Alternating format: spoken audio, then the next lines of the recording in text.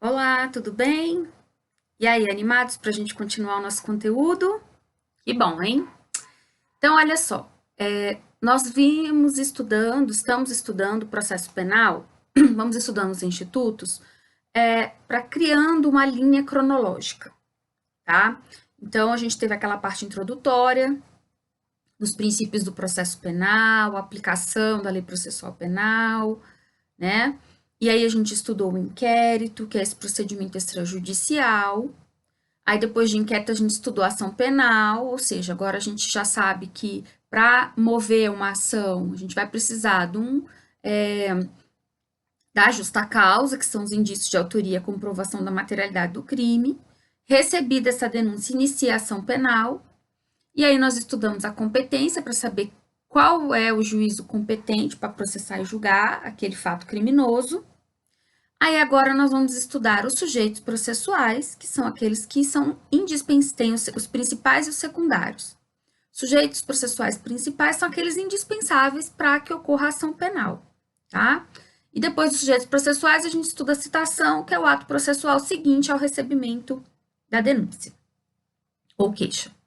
Bom, então vamos falar hoje dos sujeitos processuais. Sujeitos processuais principais, como eu disse, são aqueles sem os quais não é possível a existência da ação penal. Você já sabe que vamos precisar de quem? Do juiz, né? Que é quem vai fazer a prestação jurisdicional penal, no caso concreto, aplicar a lei no caso concreto. Precisamos da acusação, que em regra vai ser o Ministério Público. E no polo da defesa, são sujeitos principais ou obrigatórios o réu e o seu defensor. Então, temos 4 sujeitos principais aí: juiz, a acusação, que em regra vai ser o Ministério Público, e no polo da defesa tem 2 sujeitos: o réu e o seu defensor, tá? E vamos estudar também os sujeitos secundários. E os sujeitos secundários, a figura mais importante, no sentido assim de que tem os detalhes, né, específicos do processo penal, é o assistente de acusação, certo? Então, vamos lá. Vamos começar a falar dos sujeitos processuais. E o primeiro que a gente vai falar é o juiz. Coloquei para vocês no roteiro, olha aí, uma definição do que seria o juiz, né, o julgador. Vai ser o órgão do Estado a quem incumbe a prestação jurisdicional. Então, eu já sei disso. Eu já sei que o magistrado, né, que o juiz de direito, o juiz togado, vai ser aquele responsável por fazer a prestação jurisdicional penal, né, no caso concreto. Então, é ele que decide. E aí, a respeito das atribuições do juiz no penal, no processo penal, vamos ler lá o artigo 251 do CPP. Então, vamos lá. Ao juiz incumbirá prover a regularidade do processo e manter a ordem no curso dos respectivos atos, podendo, para tal fim, requisitar a força pública. Então, olha só. Cabe ao juiz prover a regularidade do processo, manter a ordem no curso dos respectivos atos, podendo, para tal fim, requisitar a força pública. O juiz penal, ele vai cuidar da regularidade do processo. Ah, professor, mas todo juiz tem que fazer isso. Concordo com você. Só que qual vai ser a peculiaridade aqui do juiz penal? O juiz vai poder sanar de ofício nulidades, tá? Então, o juiz verificando a existência de uma nulidade, ele pode, de ofício, sanar essa nulidade.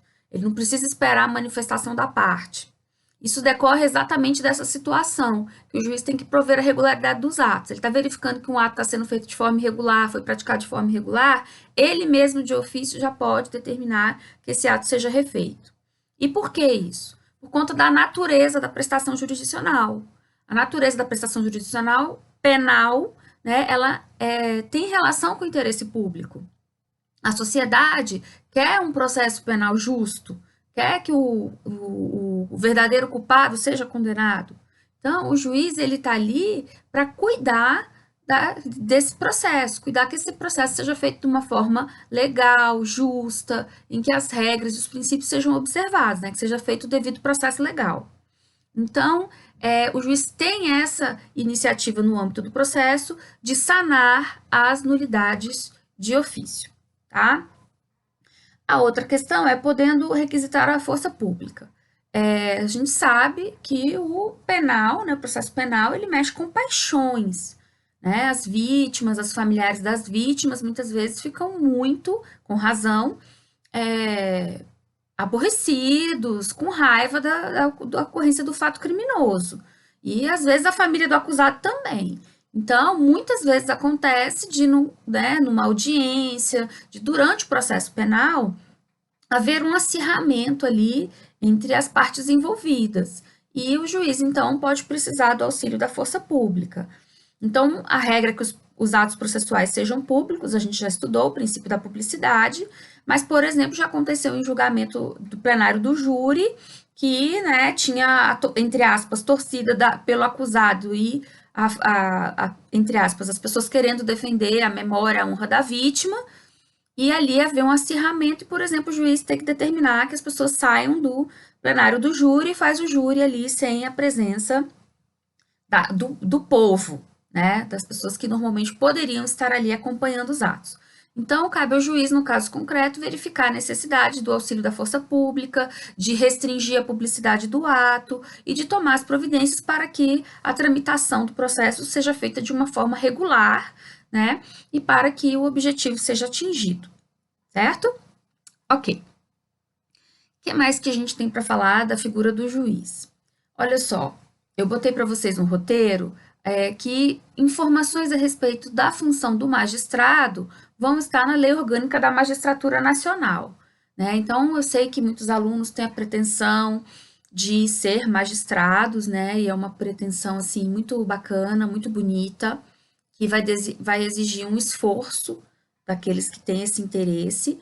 E eu digo esse esforço não é nem tanto essa questão do estudo, que obviamente é muito importante, mas exige também uma aptidão para decidir, né? E isso, na verdade, é algo que cada um internamente tem que se questionar. Eu tenho essa aptidão, eu vou dormir tranquilo depois de decidir a vida de uma pessoa, decidir um problema, né? Então, eu vejo que se tem uma carreira que é uma espécie de sacerdócio, que exige uma vocação, é a da magistratura. E aí, quem tiver interesse, né, pode se aprofundar nas atribuições, nos requisitos do cargo, na Lei Orgânica da Magistratura Nacional, que está aí no roteiro. Bom, mas especificamente em relação aos requisitos da magistratura, né, para ser juiz, eu quero que a gente pense o seguinte. Bom, então, para eu poder fazer a prestação jurisdicional, eu tenho que ser juiz. Ok, o que eu preciso para ser juiz no Brasil hoje? Eu tenho que ser formada em Direito, né? Tem que ter pelo menos os 3 anos de prática jurídica, tenho que ser aprovado no concurso, isso é fácil, né? Passa rápido. Ser aprovado no concurso de provas e títulos, tenho que tomar posse. Uma vez que eu tomei posse e entrei em exercício, eu vou ser designado por uma vara, normalmente inicio como substituto, e depois posso virar titular de uma vara. E se eu for titular de uma vara criminal, eu vou ser, né, o juízo competente para processar e julgar os casos vinculados àquela vara. Que a gente já estudou as regrinhas de competência. Agora vamos lá, vamos acrescentar aí uma característica muito importante que o juiz tem que ter para ser o juiz da causa. Qual seria? Além de ser juiz e além de ser o juízo competente. Imparcialidade, né? Então, agora nós vamos falar a respeito de situações que podem trazer dúvidas a respeito da imparcialidade do julgador, que são as hipóteses de suspeição e impedimento, tá? Então, nessa parte dos sujeitos processuais, o CPP, quando vai falar do juiz, ele vai falar das hipóteses de impedimento e suspeição. Então, eu botei para vocês aí no roteiro, bem explicadinho, que o impedimento ele está previsto nos artigos 252 e 253 do CPP e vão gerar nulidade absoluta. Então, veja bem, impedimento gera nulidade absoluta, pode ser arguído a qualquer tempo, inclusive depois do trânsito em julgado. As hipóteses de suspeição estão previstas no artigo 254 e geram nulidade relativa. Isso significa que tem que ser arguída na primeira oportunidade sob pena de convalidação, tá? Então, essas características de momento de arguição, eles são muito importantes. A gente vai ler as hipóteses de impedimento e suspeição e vocês vão ver que o impedimento ele tem um caráter mais objetivo, ele é de fácil constatação, até porque normalmente se relaciona a um vínculo direto do julgador com alguma das partes, ou de já ter atuado no processo. A suspeição, ela já tem um caráter mais subjetivo, já tem a ver com amizade, inimizade, uma situação mais subjetiva que vai ter que ser verificada no caso concreto e que nem sempre vai interferir, tá? Por isso que tem que ser arguído na primeira oportunidade, porque às vezes depois a parte pode ficar falando, alegando posteriormente uma eventual amizade ou inimizade que na verdade não existia, tá? Então por isso que a suspeição não pode ficar guardadinha, não. Tem que falar na primeira oportunidade que você ficar sabendo, porque senão ela vai entender que ela foi convalidada, tá? Bom, vamos ver as hipóteses de impedimento que estão no 252 e 253. 252. O juiz não poderá exercer jurisdição no processo em que, 1. Tiver funcionado seu cônjuge ou parente, consanguíneo ou afim, em arreto ou colateral até o 3º grau, inclusive, como defensor ou advogado, órgão do Ministério Público, autoridade policial, auxiliar da justiça ou perito. Então, olha só, é natural as pessoas, né, os familiares, conversarem a respeito de trabalho em casa. E o juiz, ele não vai poder atuar num processo que um parente próximo dele, esses que a lei elenca, né, tiver atuado nesse processo. Até porque a tendência é legitimar a atuação do seu parente. Então, é por isso que o juiz vai estar impedido. 2. Ele próprio houver desempenhado qualquer dessas funções ou servido como testemunha. Olha, é muito comum também a pessoa, antes de passar no concurso de juiz, ter exercido outras funções, né? Então, muitas vezes a pessoa passa no concurso de delegado e continua estudando, vira promotor, vira juiz, ou era promotor e vira juiz, e etc. Então, mesma situação, ele não vai poder decidir uma causa que ele já exerceu uma outra função naquele processo, porque a tendência é legitimar a atuação anterior, então também está impedido. Tiver funcionado como juiz de outra instância, pronunciando-se de fato ou de direito sobre a questão. Olha, também não pode nessa situação, por quê? Porque, olha, se eu fui juiz de primeira instância, e aí eu me tornei, por exemplo, desembargadora, eu não vou poder, como desembargadora, reanalisar aquele caso que eu julguei, tá? Recurso é um novo curso, é uma nova análise. Isso tem que ser feita uma nova análise por outra pessoa e não pela mesma que decidiu. Então, também vai estar impedido. Ele próprio ou seu cônjuge ou parente, consanguíneo ou afim, em linha reta ou colateral até o 3º grau, inclusive, for parte ou diretamente interessado no feito. Isso é óbvio, né? Se eu tenho um parente próximo meu interessado no feito, não posso decidir, porque a tendência é eu decidir de acordo, né, com o interesse do meu parente. Então, também estou impedido.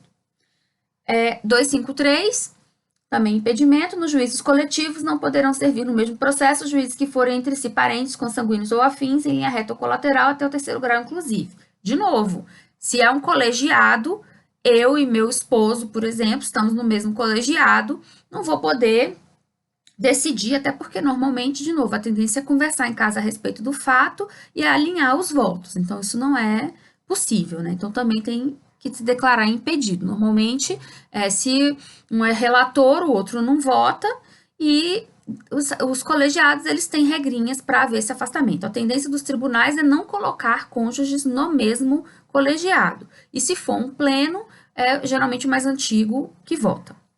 Depende da regra, na verdade, do tribunal, tá? Bom, agora vamos falar as hipóteses de suspeição. Então, você verificou que o impedimento são regras de caráter objetivo, em que, por exemplo, o vínculo é de fácil constatação, uma certidão de nascimento, uma certidão de casamento vai comprovar o vínculo entre as partes e demonstrar o impedimento, tá? E é um vínculo próximo. A suspeição já tem um caráter mais subjetivo, artigo 254. O juiz dar-se-á por suspeito, e se não o fizer, poderá ser recusado por qualquer das partes. Se for amigo íntimo ou inimigo capital de qualquer deles, então, ó, você vê que é uma coisa subjetiva. O que é amigo íntimo? O que é inimigo capital? Né? Então, por exemplo, se o juiz tiver discutido, né, com uma das partes, né, num outro processo, uma discussão, e se ele é inimigo íntimo e não pode decidir, nem sempre. Às vezes foi uma discussão jurídica, pontual, que não houve nenhuma animosidade entre as partes. Por outro lado, é amigo íntimo o fato das pessoas, do juiz ter estudado, por exemplo, na faculdade de Direito com aquela pessoa na mesma turma? Obviamente que não, né? As turmas, por exemplo, na nossa faculdade é enorme. 60, 70 pessoas, você é amigo íntimo de todo mundo que estudou com você? Claro que não. Então, você vê que são questões subjetivas que vão depender de uma análise. Então, eu posso dizer que amigo íntimo se é uma pessoa que frequenta a minha casa, a gente viaja junto, chamei para ser padrinho de casamento, padrinho do meu filho, por exemplo. Inimigo capital vai ser uma briga que a gente teve. Então, por exemplo, um chegou às vias de fato, um insultou o outro, um moveu ação penal contra o outro e alguma coisa dessa natureza, uma coisa mais robusta, que eu quero dizer, tá? Também vai ser suspeito, suspeição, se ele, seu cônjuge, ascendente ou descendente, estiver respondendo a processo, olha só, por fato análogo, sobre cujo caráter criminoso haja controvérsia. Então, veja bem, se eu estiver respondendo ao processo que aquele juiz tem que decidir, é óbvio que ele está impedido. Né? Se um parente próximo do juiz está respondendo aquele processo que ele tem que decidir, ele está impedido. Agora, se o juiz tem um parente próximo, né, esses elencados na lei, que está respondendo a um processo por fato análogo, um fato semelhante ao que aquele juiz tem que decidir. Por que ele está suspeito se não é o parente dele que está respondendo o processo que ele vai decidir? Porque ele vai decidir nesse processo que ele tem que decidir do jeito que ele quer que seja decidido no processo do parente dele. Tá? Então, por isso que é suspeição nesse caso. Professora, mas como é que as pessoas vão ficar sabendo que o juiz tem um parente que está, né, com uma situação semelhante à daquele outro processo? Realmente, é algo complexo. Isso vira à tona. Eu imagino que, por exemplo, numa cidade do interior, né, pequena, que todo mundo sabe de tudo que está acontecendo, isso seja possível verificar essa situação. Agora, outras situações, realmente vai ser muito complicado. Uma cidade grande, muitos processos e tal. Mas, se isso for descoberto, isso tem que ser alegado na primeira oportunidade, como eu já expliquei para vocês, porque suspeição tem que ser na primeira oportunidade. O que mais?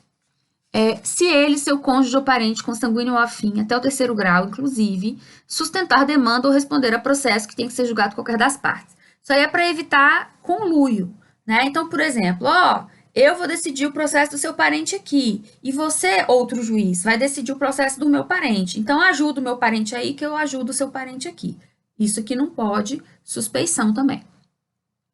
Se tiver aconselhado qualquer das partes, aqui essa questão do aconselhamento, veja bem, é muito difícil, né, se o juiz tiver, se ele fez esse aconselhamento, a gente descobrir.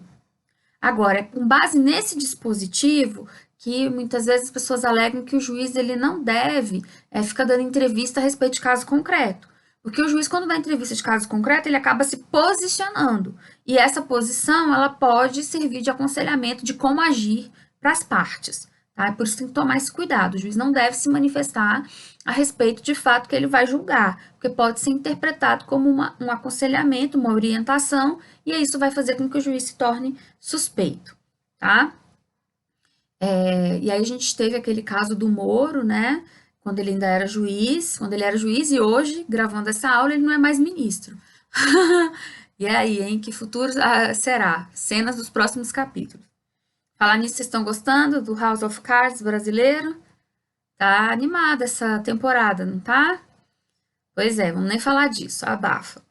Mas então, assim, essas orientações feitas pelo julgador podem sim caracterizar suspeição e a suspeição vai fazer com que o juiz tenha que ser afastado, tá? O que mais? Dependendo do caso. Se for credor ou devedor, tutor ou curador de qualquer das partes, aí obviamente vai ter interesse, né, no resultado do processo. Se for sócio, acionista ou administrador de sociedade interessado no processo, e aí também teria o interesse ainda que indireto. Bom, então, como eu falei, as hipóteses de impedimento e suspeição, elas trazem dúvida a respeito da imparcialidade do julgador. E aqui é importante o seguinte, eu não estou dizendo que o juiz, nessas situações, ele vai decidir errado, né? Ele vai privilegiar uma das partes. A questão aqui é que haverá dúvida em relação à decisão dele, se ela foi imparcial ou não. E exatamente para evitar essa dúvida é que o juiz deve se afastar. E aí vou explicar sucintamente como se dá a alegação de impedimento e suspeição. Vou explicar sucintamente porque mais na frente tem o assunto de questões, processos e incidentes e isso está detalhado lá, tá?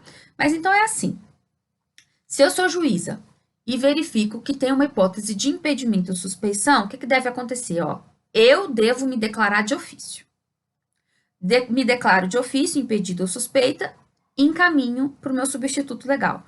Professora, quem é o substituto? Olha, todo juiz tem um substituto, tá? Os tribunais, eles vão se organizar, né? A Lei de Organização Judiciária vai estabelecer quem é o substituto de quem. Então, todo juiz tem um substituto.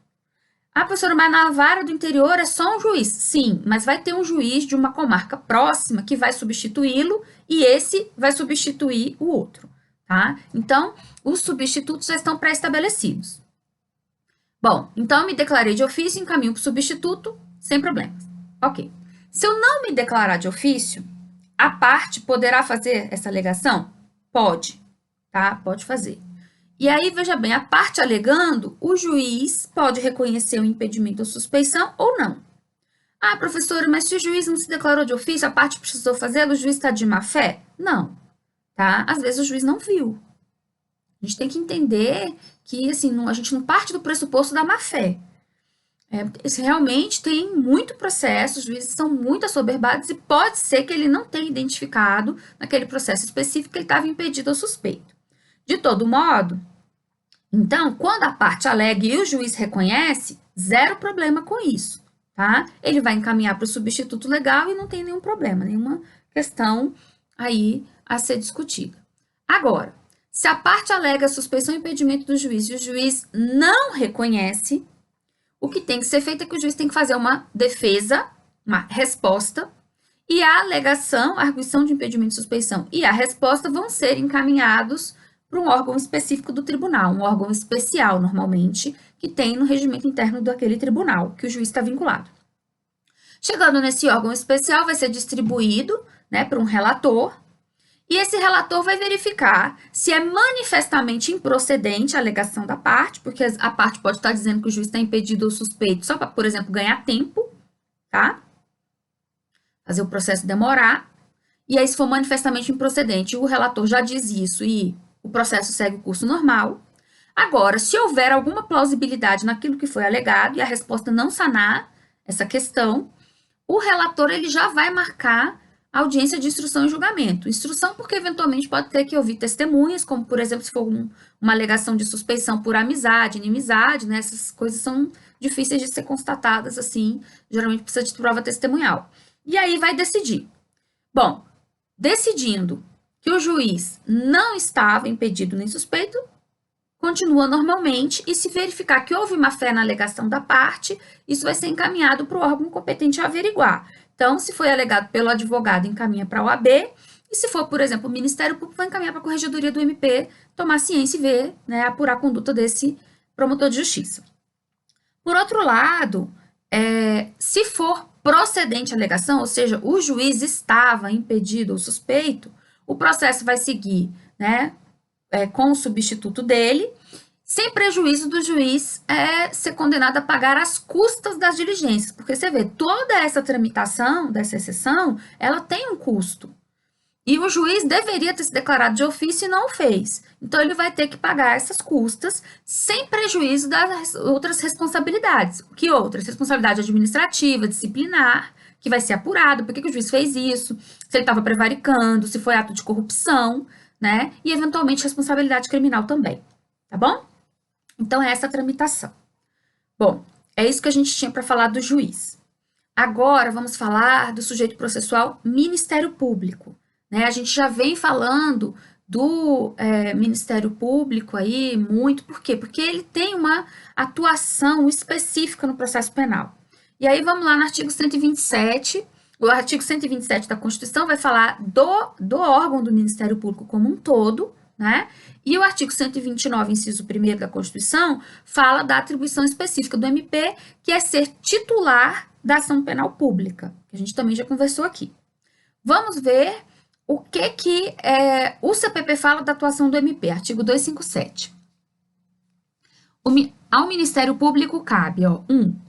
Promover privativamente a ação penal pública na forma estabelecida nesse código, então a gente já sabe, né, ele é o titular da ação penal, ele é parte, e 2, fiscalizar a execução da lei, então ele é custos legis, né, então ele está ali para fiscalizar. Então veja bem, o Ministério Público, ele tem uma dupla função no processo penal. Ele é parte. O que isso significa? Significa, então, que é ele que vai verificar se tem os indícios de autoria, comprovação da materialidade, é ele que vai oferecer denúncia, é ele que vai acusar o réu, é ele que vai buscar as provas para condenar o réu, é ele que vai pedir a condenação, é ele que vai pedir, por exemplo, condenação à pena máxima, se for o caso, é ele que vai recorrer, ele vai fazer a sustentação oral, ele é parte. Agora, junto com a função de parte, ele também é fiscal da lei. E o que significa ele ser fiscal da lei, fiscal do ordenamento jurídico? Ele vai agir na estrita legalidade. Então, veja bem, se o Ministério Público acusou uma pessoa, né, iniciou uma ação penal, processando uma pessoa, e no meio daquela ação penal ele percebe que não é aquela pessoa autor do fato, ele tem que ser o primeiro a se manifestar favoravelmente ao réu, a pedir a absolvição do réu, a pedir a pena mínima, porque é o justo naquele caso, é pedir a desclassificação para um crime mais brando, tá? Então, ele tem que ser o primeiro a zelar pela correta aplicação da lei, pela aplicação dos princípios. Se ele identificar que um princípio está sendo violado, ele tem que ser o primeiro a se manifestar.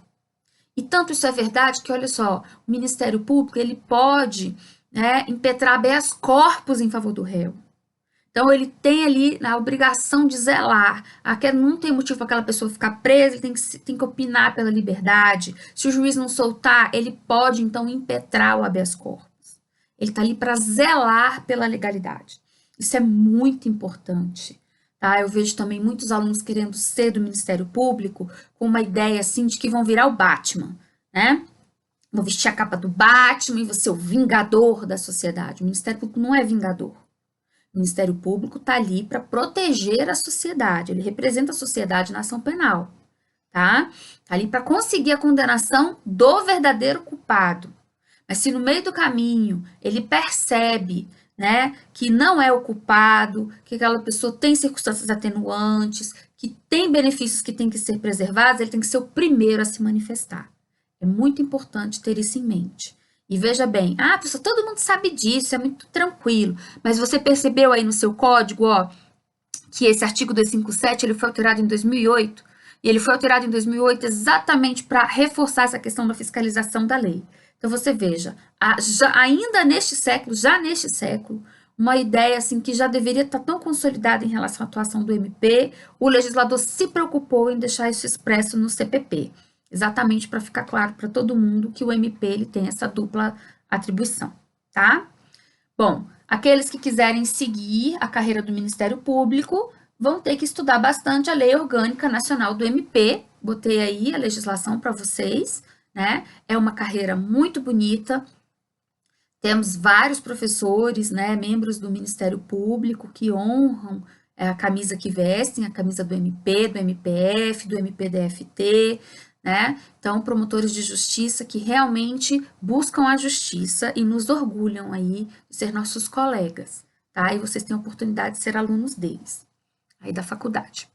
Bom, e ainda temos o artigo 258 para comentar em relação ao MP, que diz o seguinte: os órgãos do Ministério Público não funcionarão nos processos em que o juiz ou qualquer das partes for seu cônjuge ou parente consanguíneo ou afim, em linha reta ou colateral até o 3º grau, inclusive, e a eles se estendem, no que lhes for aplicável, as prescrições relativas à suspeição dos impedimentos do juiz. Então, tudo que eu falei de impedimento e suspeição do juiz também se aplica ao membro do MP. Tudo bem? Ok. Agora vamos falar da figura do advogado ou defensor. Como eu falei, também é um sujeito principal. Bom, olha só. A Constituição disse, né, que o advogado ele é essencial à justiça, ao exercício da justiça. Então, não tem justiça sem a figura do advogado. E no processo penal, a gente, quando estudou o princípio da ampla defesa, eu falei para vocês que não tem processo sem defesa, não tem processo penal sem defesa. E deixei claro para você que não tem processo penal sem defesa técnica, que é feita pelo advogado. Então, não tem processo penal sem um defensor constituído. E eu vejo, assim, em casos, né, de maior repercussão e tal, que há uma, entre aspas, demonização do advogado. Ah, que absurdo! Como é que esse advogado defende, entre aspas, esse bandido? Quem defende bandido, bandido é. E uma série de situações lamentáveis que, infelizmente, a gente tem acompanhado aí nos últimos tempos. E, inclusive, por parte, né, por exemplo, do Ministério Público, que deveria exatamente zelar pela atuação do advogado. Por que tem que zelar pela atuação do advogado? Gente, porque se o réu não tiver um advogado, não tem processo. E aí, se a gente quer condenar o réu, porque, entre aspas, ele é um bandido, ele não vai ser condenado. Por quê? Porque não tem processo sem advogado, tá? Então, o defensor, ele vai ser fundamental para o deslinde do processo. E aí, em relação à atuação desse defensor, a gente pode até ter alguma crítica, né? Que ele não foi correto, que ele não foi ético, que ele não foi isso ou aquilo. Ok. Mas que precisa do advogado, né? De um defensor constituído no processo, para o processo chegar até o final, isso é indiscutível. Bom, o que é importante a gente falar a respeito da figura do defensor? Botei para vocês. As denominações do defensor. Gente, acabei de ver que eu pulei o acusado, né? Não tem problema não. A gente fala do advogado e depois eu volto para o acusado, tá bom? Mas vamos lá. Quais são as denominações do advogado? O advogado, veja bem, ele pode ser chamado de defensor dativo, defensor público, procurador e temos o ad hoc, tá? Então, veja bem, o defensor dativo é aquele que foi dado, que foi nomeado pelo juiz, tá? Então, vamos lá, olha só. O réu que tiver condições financeiras, ele vai contratar um advogado particular, tá? O CPP chama o advogado particular contratado pela parte de procurador. Ok. Tem muita formalidade nessa procuração que o réu vai passar para o advogado? Acho que eu até já comentei com vocês que não. Por quê? Porque como está em jogo a liberdade, né, o direito, a liberdade de locomoção do réu, se o réu falar, o fulano é meu advogado, já legitima a atuação desse defensor, tá? Agora, se o réu não tiver condições de contratar o advogado, né, que o CPP chama de procurador, aí o juiz, então, vai, entre aspas, dar um defensor para ele, que é o defensor dativo. Aí, olha só, o juiz vai nomear como dativo o defensor público? Sim, se tiver defensor público disponível. Como assim, professora? Bom, tem comarca que não tem defensoria pública funcionando. Ou tem cidades que têm defensoria pública funcionando, mas ela não é suficiente para atender toda a demanda. Então, o defensor dativo vai ser o defensor nomeado pelo juiz. Em regra, o juiz vai nomear o defensor público como dativo. Agora, em locais que não for possível fazer isso, o juiz vai nomear um advogado que atua junto àquela vara para ser defensor dativo daquele réu naquele processo. Entenderam? Ok. Defensor público, essa denominação é para quem passou no concurso da Defensoria Pública Estadual, do DF ou Defensoria Pública da União. Então, só é defensor público quem passou no concurso, tá? Toma cuidado, porque a Defensoria Pública tem muitos colaboradores, mas os colaboradores da Defensoria Pública, eles não são defensores públicos, tá? Eles colaboram com o órgão. Ok. E, por último, temos a figura do defensor ad hoc. Ad hoc é aquele defensor que foi nomeado pelo juiz para a prática de ato ou atos determinados. Então, quando o juiz nomeia como defensor dativo, o pressuposto é que é para atuar no processo todo. Agora, pode ser que o juiz precise da nomeação de nomear um defensor só para um ou outro ato. Aí é chamado de ad hoc. Então, veja bem, se o réu não tem condições de pagar advogado, o juiz vai nomear como defensor dativo, seja o defensor público ou um advogado, né, particular, para atuar naquele processo inteiro. Então, ele nomeia defensor dativo. Agora, vamos supor que eu tenho um réu que ele tem defensor, mas, por exemplo, o defensor não comparece numa audiência específica. E se ele não justificar com antecedência, o juiz não vai adiar o ato. Mas não pode ter audiência sem um defensor ali para defender os interesses do réu. Então, o juiz nomeia como ad hoc um advogado, por exemplo, que esteja ali aguardando uma outra audiência. Esse advogado nomeado ad hoc, defensor ad hoc, ele vai fazer aquela audiência, mas depois ele não tem mais responsabilidade com aquele processo, porque ele foi nomeado tão somente para aquele ato.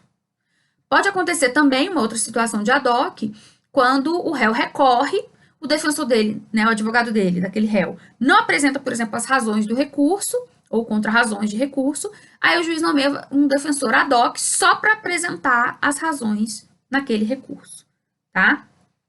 E aí vocês devem estar pensando, poxa, professora, mas aí esse defensor lá que o juiz nomeou, por exemplo, para fazer a audiência, ele nem sabia do caso, ele caiu lá de paraquedas, ele é obrigado a aceitar essa nomeação? Olha só, quando a gente, né, passa na UAB, e se Deus quiser vocês vão passar, porque é importante, é um passo importante para o bacharel em Direito ser aprovado na UAB, aqueles que forem retirar sua carteira vão fazer um juramento de colaborar com a justiça, tá? E esse juramento que nós fazemos lá é exatamente de colaborar quando for necessário e, portanto, fazer algumas defesas, sim, ad hoc, pro bono, sem receber, tá?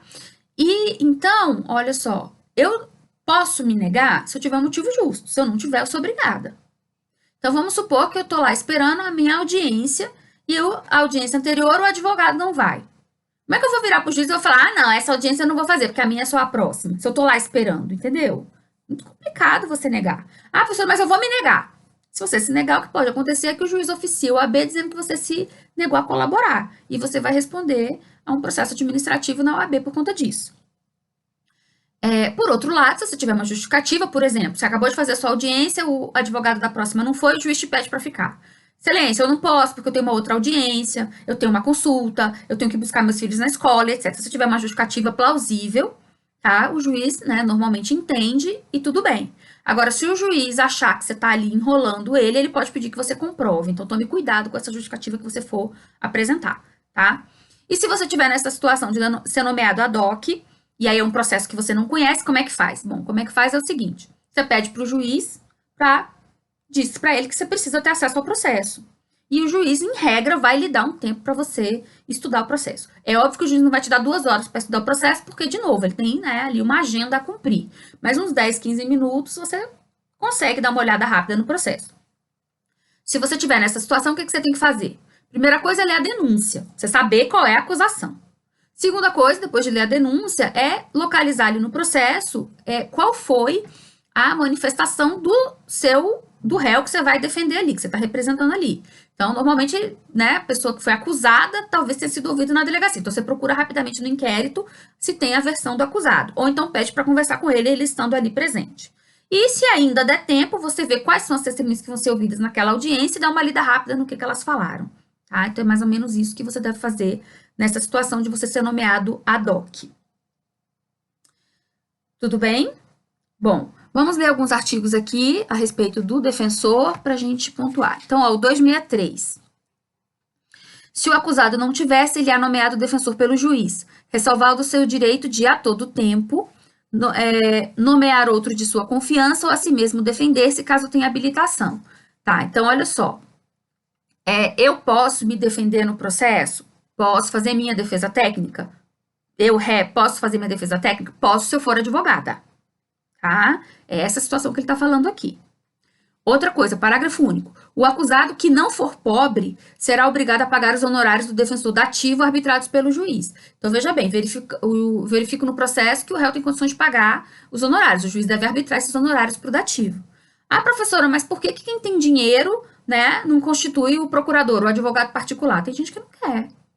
Acha bobagem gastar dinheiro com advogado, não quer gastar dinheiro com advogado, ou está tentando fazer com que o processo demore, tá? Então, verificando que tem condições de pagar os honorários, o juiz de ofício devia arbitrar. Se não fizer isso, o advogado pode fazer essa solicitação para o juiz, tá?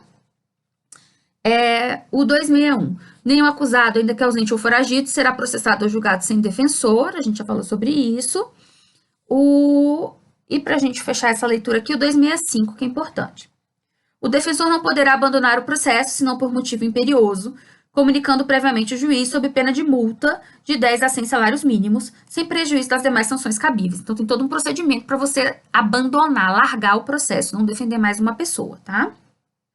Que está falando aqui. A audiência poderá ser adiada se por motivo justificado o defensor não puder comparecer. Ok. Incumbe ao defensor provar o impedimento até a abertura da audiência. Não o fazendo, o juiz não determinará o adiamento de ato algum do processo, devendo nomear defensor substituto, ainda que provisoriamente só para o efeito do ato. Tá? E essa parte final é que é o ad hoc que eu expliquei. Então, Pode acontecer uma situação específica que o defensor não possa comparecer naquela audiência, então vai ter que fazer uma cirurgia, né? Acontecer alguma situação específica. Tem que comprovar até o início da audiência. Se for uma comprovação, né, um motivo justo, o juiz adia o ato. Se o juiz entender que pode ser uma estratégia da defesa, por exemplo, para protelar, para demorar o processo, a gente já sabe que isso às vezes acontece numa tentativa de provocar uma prescrição do crime, o juiz pode, então, não adiar o ato e aí nomeia o ad hoc, porque sem defensor o ato não pode ocorrer. Ok? Bom, a gente já tinha lido anteriormente a súmula 523 do STF, mas vamos recapitular. 523, que diz: no processo penal, a falta de defesa constitui nulidade absoluta, mas a sua deficiência só anulará se houver prova de prejuízo para o réu. Então, é a súmula reforçando isso que eu estou falando aqui mais de uma vez. Não tem defesa, nulidade absoluta. Defesa deficiente, ou seja, defesa porcaria, só vai gerar nulidade se houver prejuízo. Quando é que tem prejuízo? Quando o réu é condenado. Ok? Bom, demais informações a respeito dos advogados, tá? No Estatuto da OAB, que é lei federal, tá? Importante saber o estatuto para poder, quando você for fazer a sua prova da OAB. Em relação aos tipos de defesa, temos a defesa técnica, que é obrigatória, né? Que é feita pelo profissional habilitado, que é o advogado. E temos a chamada autodefesa, que é a defesa feita pelo próprio réu, e obviamente ela é facultativa, porque o réu pode permanecer em silêncio. O momento da autodefesa é, em regra, o interrogatório, que é o momento que o réu tem para poder apresentar sua versão dos fatos, tá? Ok. Vamos voltar agora para poder falar da figura do acusado. Que, como eu falei, no polo da defesa tem a figura do réu, acusado, e o defensor. Primeira coisa importante é a denominação do acusado.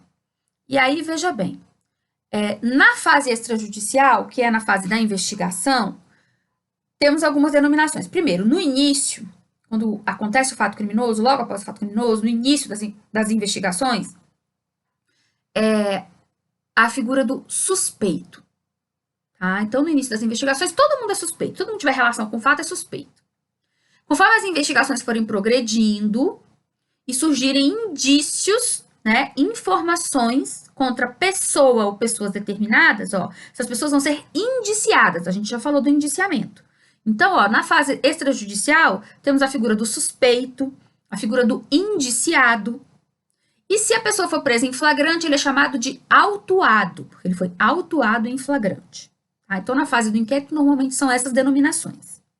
Depois que inicia a ação penal, a gente não vai falar mais em indiciado. Por quê? Porque já subiu um degrau, teve uma acusação formal. Então, depois do início da ação penal, ele é chamado de acusado. Se ele foi acusado numa denúncia, ele foi o denunciado. Se foi numa queixa-crime, ele é o querelado. Tá? E depois de iniciada a ação penal, também falamos na figura do réu. Então, veja bem, depois do início da ação penal, não tem mais indiciado. Ele já foi acusado formalmente, ele é réu. Ele foi denunciado, ele é o querelado na ação penal privada. Já antes da ação penal, a gente não vai ficar falando muito em acusado, porque não teve acusação formal ainda. O que tem são indícios. Então, ele é o indiciado, o suspeito. Ok? Bom, importante observar também que a gente vai chamar dele de culpado, porque ele só vira culpado depois do trânsito em julgado. E dependendo, na fase recursal, ele vai ter um nome específico. Então, se foi ele que recorreu, se foi a apelação, ele é o apelante ou o apelado, se o MP que recorreu. Ou ele é o recorrente ou foi o recorrido. Ele pode ser o embargante também. E para requerimentos em geral, né, requerimento para, sei lá, para algum benefício, um saidão, isso já depois do trânsito em julgado, ou um requerimento para poder ter acesso a uma restituição, por exemplo, de um objeto que foi apreendido, ele vai ser o requerente genérico. No habeas corpus, que não é recurso, é uma ação penal autônoma, né, o habeas corpus, a pessoa que vai ser beneficiada pelo habeas corpus, ele é chamado de paciente. Ele é chamado de paciente porque o habeas corpus é um remédio constitucional, né, para o paciente. E veja bem, ele é paciente no habeas corpus, mas ele próprio pode impetrar o habeas corpus em seu favor. Então, ele pode ser o impetrante e o paciente. Ok? Então, são essas as denominações que eu queria falar do réu, ou acusado. Identificação do acusado, artigo 259. A impossibilidade de identificação do acusado com o seu verdadeiro nome ou outros qualificativos não retardará a ação penal quando certa identidade física, a qualquer tempo no curso do processo, do julgamento ou da execução da sentença, se for descoberta a sua qualificação, far-se-á retificação por termo nos autos sem prejuízo da validade dos atos precedentes. Olha, isso aqui eu digo o seguinte, o acusado ele não precisa estar civilmente identificado, mas ele tem que ser identificável. Eu tenho que ter um conjunto de informações a respeito do réu que o destaquem da multidão. Então, eu não preciso saber o CPF dele, a filiação, né, onde ele nasceu, data de nascimento. Eu tenho que ter um conjunto, eu não preciso saber todas essas informações que eu acabei de falar, toda a qualificação civil dele, mas tem que ter um conjunto de informações. Então, por exemplo, eu não posso, o MP não pode oferecer denúncia contra o aluno José, que cursa direito no Uniceub. Imagina a quantidade de pessoas que estão nessa situação. Agora, José, sei lá, Marcelo Gonçalves Pereira, que estuda no curso de Direito do Uniceub do Noturno, né? É moreno, tal altura, assim, o assado. Então, tem um conjunto de características que o destaque da multidão é possível oferecer a denúncia, tá? Quanto aos direitos e garantias, são aqueles previstos no artigo 5º da Constituição e que se aplica ao processo penal, e que a gente vem falando desde o início da aula. Então, tem direito ao contraditório, ampla defesa, o processo tem que ser público, não são admissíveis provas ilícitas, não pode ser torturado, né, tem direito a ser assistido por um advogado, tudo aquilo do artigo 5º da Constituição que se aplica ao processo penal vai ser direito do acusado no processo. E tem ônus também, tem obrigações a ser cumpridas. E aí vamos ver o artigo 260. Se o acusado não atender a intimação para o interrogatório, reconhecimento ou qualquer outro ato que sem ele não possa ser realizado, a autoridade poderá mandar conduzi-lo à sua presença. Por que eu estou lendo esse artigo 260 para falar do ônus? Né? Porque é para a gente relembrar um assunto que a gente falou no início do semestre, que tem a ver com a condução coercitiva. Lembra sobre isso? E o 260 está falando de ser conduzido coercitivamente. Pode? Pode ser conduzido coercitivamente. O que o STF entendeu a esse respeito? Você lembra? Vamos recapitular. Não pode ser conduzido coercitivamente quando o ato se destinar exclusivamente a interrogatório. Lembra? Por quê? Porque ele tem o direito ao silêncio. E se ele tem direito ao silêncio, ele não precisa ir lá para ficar calado. Então, não pode ser conduzido coercitivamente quando o ato se destinar exclusivamente a interrogatório. Por outro lado, se a convocação do réu para comparecer em juízo for para a prática de outros atos além do interrogatório, como, por exemplo, ser submetido a reconhecimento, aí pode ser conduzido coercitivamente, tá? Então, veja bem, ele tem vários direitos, mas tem também obrigações. Obrigações de manter o endereço atualizado, de comparecer quando for chamado, né, para atos que não sejam exclusivamente interrogatórios. Se ele for usar o direito ao silêncio, ele não precisa ir, não vai ser conduzido coercitivamente. Mas para comparecer a outros atos, ele deve comparecer. Porque, veja bem, se ele não comparece, o juiz pode interpretar o quê? Que ele fugiu. E aí pode, eventualmente, decretar uma prisão preventiva do réu. Tá? Então, essa questão de não comparecer, a questão da condução coercitiva, o STF já disse que, em regra, não pode. Né? Essas situações que pode, já falei que são exceções. Agora, o que pode acontecer quando o réu não comparece injustificadamente é o juiz entender que ele evadiu-se e, eventualmente, decretar uma prisão dele, que, obviamente, é uma situação muito desagradável, que pode ser revertida, mas que causa um estresse desnecessário. Então, se o réu for convocado e não puder comparecer, convocado, por exemplo, uma audiência de oitiva de testemunhas ou outra coisa que o valha, ele deve justificar, porque senão ele pode ter esse desabor aí de ser decretada uma prisão dele, tá bem? O que mais? É isso. O artigo 366 a gente vai estudar na próxima aula, quando for falar da citação, tá? Então fica tranquilo que a gente vai falar sobre isso. Bom, agora a gente já falou dos sujeitos processuais principais, vamos passar para os secundários. E como eu disse para vocês, a figura mais importante dos secundários é o assistente de acusação, tá? Primeira coisa, assistente de acusação. A acusação precisa de ajuda? Acusação, Ministério Público precisa de ajuda? Não, né? Não precisa de ajuda. O Ministério Público passou no concurso dificílimo, tá lá, né, com essa atribuição dele, de ser o titular da ação penal, ele vai precisar de ajuda? Não, não precisa de ajuda. Mas então por que tem a previsão de um assistente de acusação? O que eu quero que você reflita é o seguinte: o que o assistente de acusação busca que pode ser diferente do que o Ministério Público pretende naquele caso? Então, olha, tem duas correntes a respeito de qual é a função do assistente de acusação, a finalidade de se habilitar como assistente de acusação na ação penal.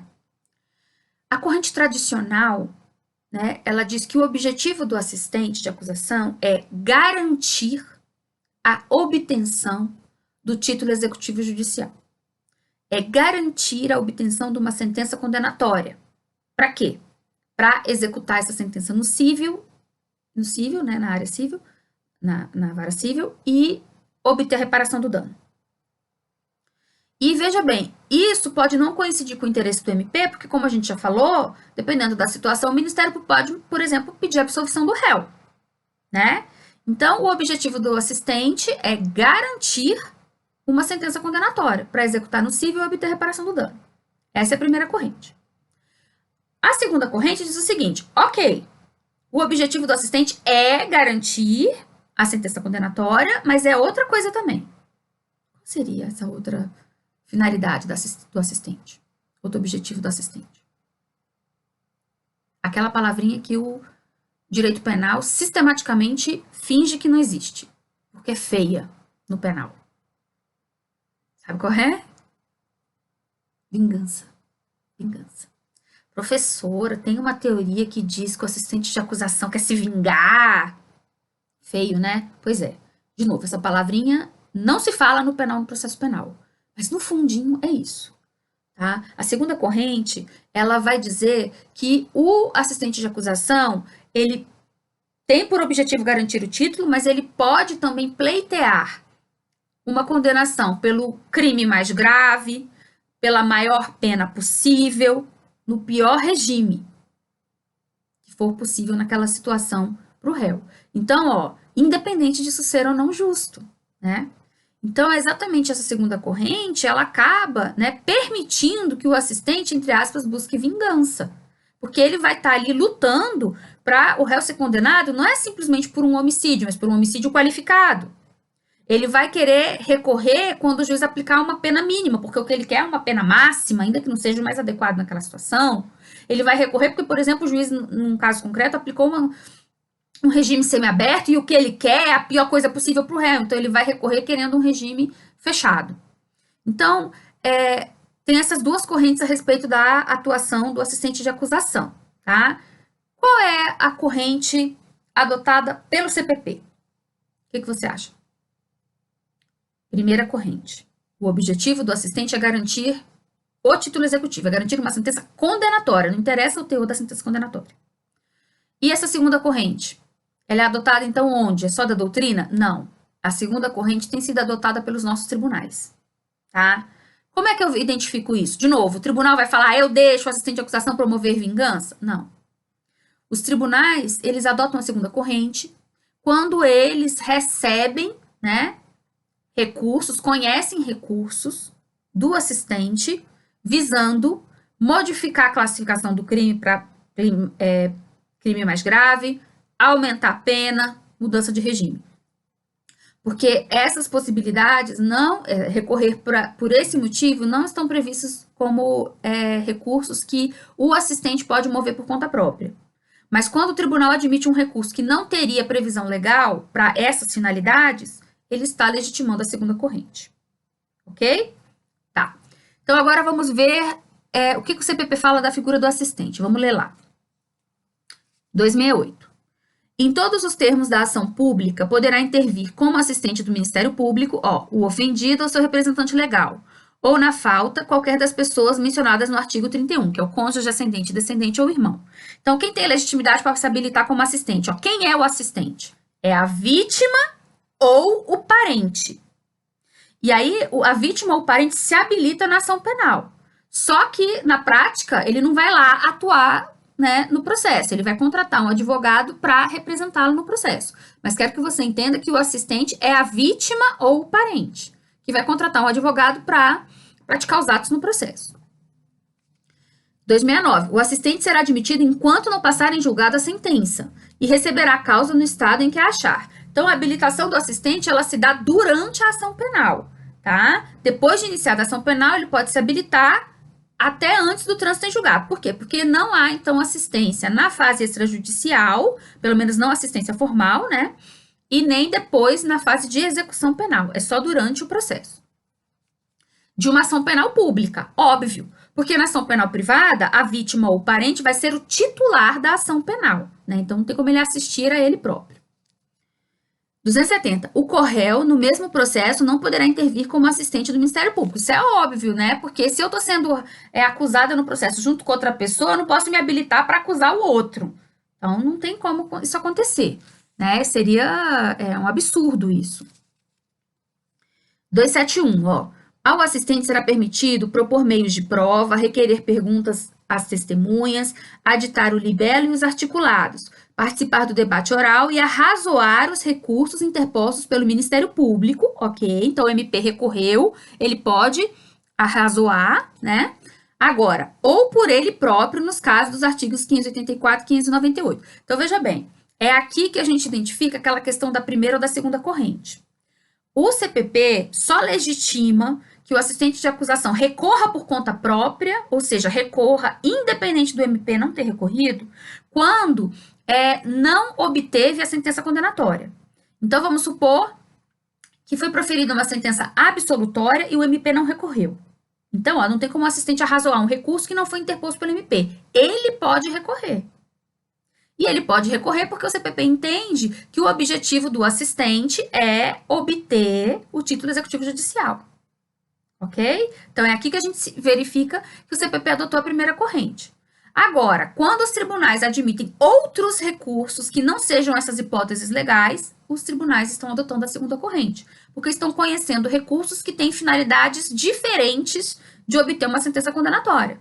Porque, quando eu quero mudança do tipo penal para o tipo mais grave, eu tive uma condenação por um tipo penal, por exemplo, homicídio, mas o assistente está querendo que a classificação do crime mude, ou que a pena seja maior, ou que o regime seja mais grave. Isso sinaliza, então, um recurso em outras hipóteses não previstas em lei. E os tribunais que admitem isso adotam a segunda corrente, ok?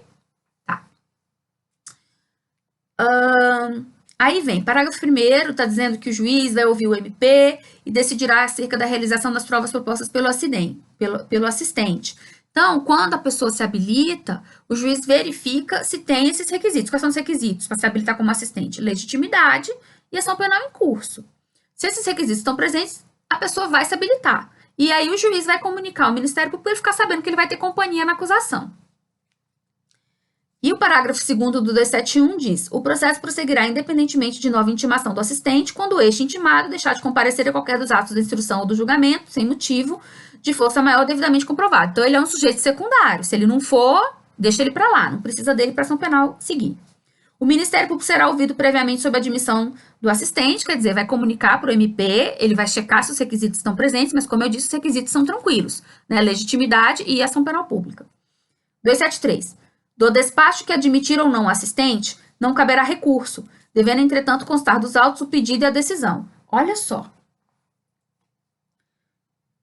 Se eu a vítima, né, ou o parente da vítima, cônjuge, ascendente, descendente ou irmão, solicitar habilitação como assistente e for indeferido, o artigo 273 diz que não cabe recurso, que vai ficar consignado no processo o pedido e a recusa, mas que não cabe recurso. E aí?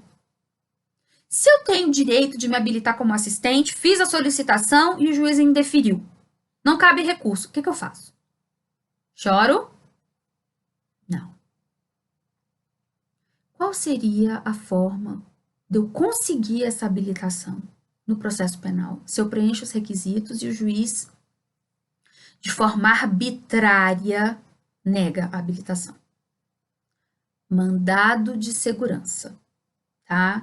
Estou reforçando isso com vocês porque as hipóteses de cabimento de mandado de segurança no processo penal, elas são restritas. Por quê? Porque normalmente o que está em jogo é a liberdade de locomoção e o remédio correto é o habeas corpus.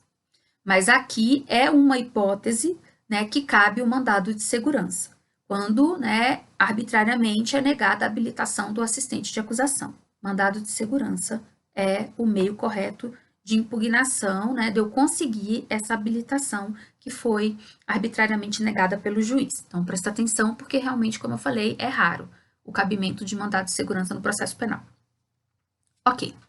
E para a gente finalizar essa aula de sujeitos processuais, o CPP também vai fazer menção aos funcionários da Justiça, dos peritos e intérpretes.